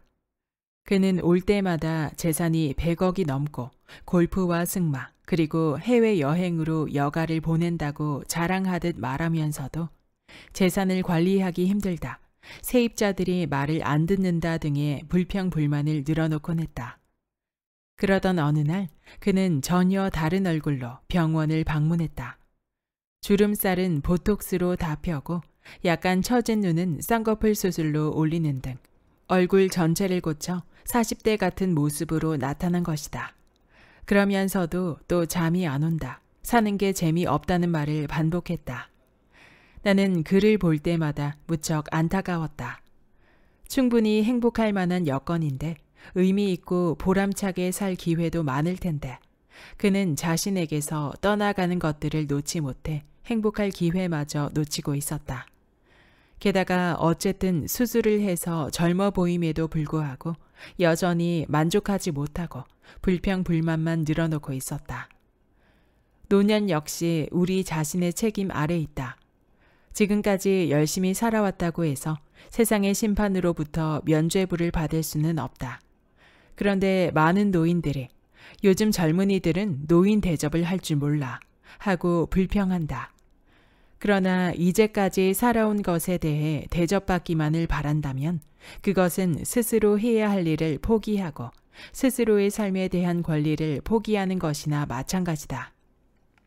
만일 누군가가 자신의 무료함을 달래주길 바라고 불평 불만을 늘어놓기에 바쁘며 이기적이고 쉽게 포기해버리고 주변 사람들과 자주 다투고 신체의 작은 아픔에도 지나치게 집착하여 염려한다면 우리는 때로 다음과 같이 말해야 한다. 우리에게 어떻게 당신의 사소한 모든 일에 또 작은 불평들에 대해서 일일이 신경 써달라고 하실 수 있습니까? 교육학자 버틀러는 아무리 노인이라도 도덕적인 잘못이나 행동까지 너그럽게 이해해서는 안 된다고 지적한다. 노인도 탐욕스러울 수 있고 다른 사람에게 상처를 줄 수 있으며 또 해서는 안 될 실수를 할 때도 있다. 그런데도 노인이기에 책임감과 죄책감으로부터 면죄부를 주는 것은 오히려 그의 인간성을 모욕하는 것이나 다름없다. 가만히 주위를 둘러보면 유명한 사람이 아니어도 눈에 띄는 업적을 이루지 못했어도 살아있다는 자체만으로도 주변에 온기를 주는 노인들이 얼마든지 있다. 병든 아들의 약을 타러 한 달에 한 번씩 지하철의 가파른 계단을 오르내리는 84살의 어느 할머니는 그래도 산다는 건 참 신나고 좋은 일이야 라고 말해서 나를 부끄럽게 만들었다. 교육자인 몬테소리는 말한다. 나는 이제 91살이고 머리끝에서 발끝까지 관절염을 앓고 있다. 그러나 시력이 좋아 아직 읽을 수 있다. 고맙게도 나는 읽을 수 있다. 오, 나의 사랑하는 책이여. 매스컴이 병들고 외롭고 비참한 노인들의 모습만 부각시킨 탓에 사람들은 마치 그것이 노인의 전형적인 모습인 양 겁먹는다. 그러나 실은 그런 모습은 젊은이에게서도 찾아볼 수 있다. 젊은 사람들도 직장을 잃을 수 있고 갑자기 병에 걸릴 수 있으며 급격한 체력 저하나 성하지 않은 치아 때문에 고민할 수 있다. 단지 노년에 그런 상황이 생길 확률이 높다는 것일 뿐 그것이 노인의 특성은 아니다. 이러한 사실은 우리에게 삶이 그렇게 되지 않도록 충분히 대처할 수 있음을 알려준다. 철학자 플라톤도 말했다. 늙음에 만족할 때 늙음을 지탱할 수 있지만 늙음에 만족하지 못한다면 늙음 자체가 참을 수 없는 고통이 된다. 이것은 젊음에도 해당된다 라고 말이다. 만일 우리가 삶을 지루해하거나 따분해하지 않는다면 우리가 돌봐야 할 사람이나 일이 있다면 우리가 피할 수 없는 상실을 견뎌낼 수 있을 정도로 개방적이고 융통성이 있다면 늙는다는 게 그리 두려운 일은 아니다. 노년을 향한 행진은 이미 유아 시절부터 시작되었으며 그동안 경험한 수많은 상실은 마지막 상실을 맞이할 수 있도록 우리를 단련시켜 왔다. 그럼에도 좀 더 유쾌하게 나이 들기 위해서는 자기를 초월할 수 있는 능력이 필요하다. 그것은 나 이외의 타인에게 관심을 갖고 이 세상을 향해 시선을 돌리는 것을 말한다. 이는 다른 사람들의 기쁨을 내 기쁨처럼 느낄 수 있는 능력이며 나의 흥미와 직접적인 관련이 없는 일들에도 관심을 가질 수 있는 능력이며 비록 내가 살 세상은 아니지만 다음 세대를 위해 미래에 투자할 수 있는 능력을 말한다. 이처럼 자기 초월 능력을 가지면 머지않아 죽을 것이라는 사실을 깨달을 때 밀려오는 허무함을 극복하고 내 인생에 의미를 부여할 수 있게 된다. 이는 내가 죽어도 다음 세대를 통해 생명은 이어지며 세상은 존속한다는 믿음을 근거로 한다. 이러한 믿음은 할아버지 할머니로서, 스승으로서, 조언자로서 내가 남긴 것들이 사라지지 않고 다음 세대에 전해질 것이라는 생각을 하게 만든다. 그래서 정신적, 물질적 유산을 남기려는 노력은 노인들에게 현재를 살아갈 수 있는 힘을 준다. 또 지난 과거에 대한 강박적인 집착을 멈추고 현재에 충실하게 만든다. 이 세상의 세세한 부분을 듣고 보고 느끼며 그것에 감탄하고 감사할 수 있는 능력을 키우게 되는 것이다. 어떻게 늙는 것이 잘 늙는 것인지에 대한 정답은 없다. 노년기는 활동적이고 혈기왕성한 시기가 될 수도 있고 한 발 뒤로 물러난 고요한 시기가 될 수도 있다. 또 우리가 이제껏 알고 행해온 것들을 다지거나 혹은 탐험을 시작하는 시기가 될 수도 있다. 안락 의자에 앉아 몸을 흔들며 노년기를 보내는 것이 어떤 노인에게는 좋은 시간이 될 수도 있다. 인생을 어떻게 살아야 한다는 특별한 기준은 없다. 각자 자신이 살아온 방식대로 혹은 자신에게 가장 만족스러운 방식대로 살아가는 것이 최선의 삶이다. 여기까지 만일 내가 인생을 다시 산다면의 본문 일부였습니다. 이 책의 저자 김혜남님은 국립정신병원에서 12년 동안 정신분석 전문의로 일했으며 이후 교수로서 신경정신과 의원 원장으로서 환자들을 돌보았습니다. 정신분석 전문의이자 두 아이의 엄마로 시부모님을 모시고 사는 며느리로 눈코 뜰 새 없이 바빴던 저자는 집이고 병원이고 자신이 없으면 큰일이 난다고 생각하며 모든 일을 도맡아 하는 삶을 살고 있었는데요. 그러던 2001년 43살에 몸이 점점 굳어가는 파킨슨병 진단을 받고 병마를 이겨내며 삶을 받아들이고 하루하루 전진하며 힘찬 삶을 살아가고 있습니다. 이 책은 오늘 내가 사는 게 재미있는 이유라는 제목으로 2015년 첫 출간되었던 책인데요. 저자가 좋아하는 시로 제목을 새롭게 해서 10만 부 기념 개정판이 출간되었습니다. 본문에서도 소개되었지만 파킨슨병은 퇴행성 불치병으로 발병 후 15년 정도가 지나면 사망하거나 심각한 장애를 안게 되는 병인데요. 주변의 모든 역할을 끌어안고 열심히 앞을 보며 달려가던 저자의 인생에 이런 병마가 닥쳤을 때 어떤 심정이었을지 짐작조차 되지 않았습니다. 그러나 잠시 절망했던 순간을 지나 저자는 다시 삶을 살아가기로 결심했습니다. 살다 보면 예기치 못한 불행이 닥쳐올 때가 있다. 그것을 피할 수 있는 방법은 없다. 하지만 그 후의 시간을 어떻게 보낼지는 내가 어떻게 마음 먹느냐에 달려있다. 라는 저자의 깨달음처럼 자신의 상황을 인정하고 남은 삶을 알차게 열어가려는 저자의 마음가짐이 결국 병의 진행 속도를 늦추며 값진 시간을 만들어낸 열쇠라는 것을 느낄 수 있었습니다. 책 속에는 저자가 병을 이겨내며 발견한 삶의 태도, 40살쯤의 후배들에게 말해주고 싶은 인생 조언, 그리고 정신분석 전문의로서 환자들에게 꼭 해주고 싶은 이야기 등 인생의 선배이자 전문의로서의 시선에 담긴 귀한 조언들이 가득했습니다. 개인적으로 저에게 가장 와닿았던 조언은 삶을 즐기라는 구절이었습니다. 무엇을 해야 한다라는 말을 줄이고 무엇을 하고 싶다는 말을 늘려가는 것이 그 시작이라고 이야기하는데요. 눈앞의 과제와 역할에 매몰되어 계속 달려나가기보다 스스로에게 휴식을 주고 좀 더 멀리 보면서 하루하루의 즐거움과 재미를 찾아가라는 조언은 김혜남 저자가 말해주었기에 조금 더 특별하고 깊숙이 다가왔습니다. 바쁘고 지쳐가는 일상 속에 한 줄기 빛과 같이 마음을 다독여 주었던 이 책, 여러분에게도 추천합니다. 구독과 좋아요와 댓글은 큰 힘이 됩니다.